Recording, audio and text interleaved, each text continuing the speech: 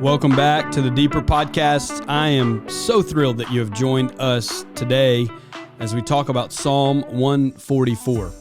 I know that Christmas is getting close and we're getting ready for that. And today I just want to talk just for a brief few moments about Psalm 144. And in this psalm, we see David's heart as both a warrior and a worshiper.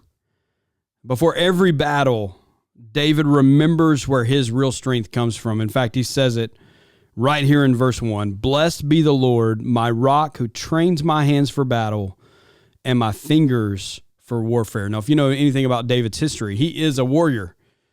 He was slaying animals, predators, when he was keeping sheep, and then he goes and slays Goliath. He was a skilled fighter, but he knows that his victories didn't come from his skill, but came from God. In fact, if you remember when he was going out with Goliath, and he was way overmatched. I mean, anybody that looked at it from human standpoint would say he was way overmatched.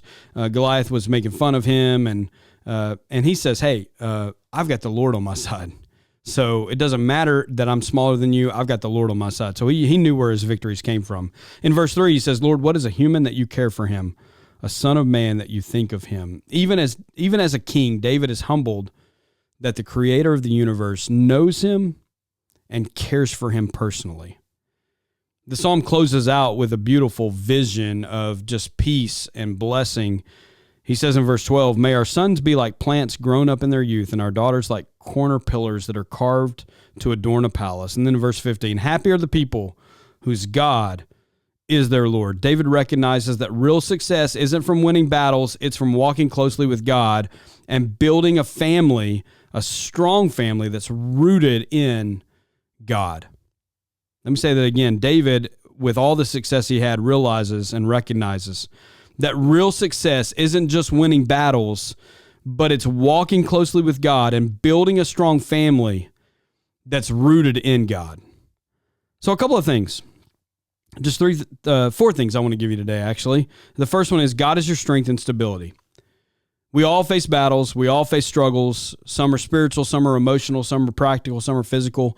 But God gives us the strength and the stability to sustain us. He will equip you to get through that battle. So don't fight in your own power.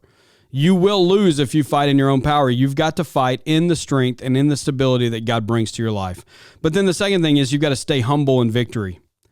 You've got to remember that your skills and your successes are from God's hand. They're not from your skill. And gratitude keeps us from being overcome with pride. Pride is probably the biggest sin. In fact, I think it's the root sin of all sin.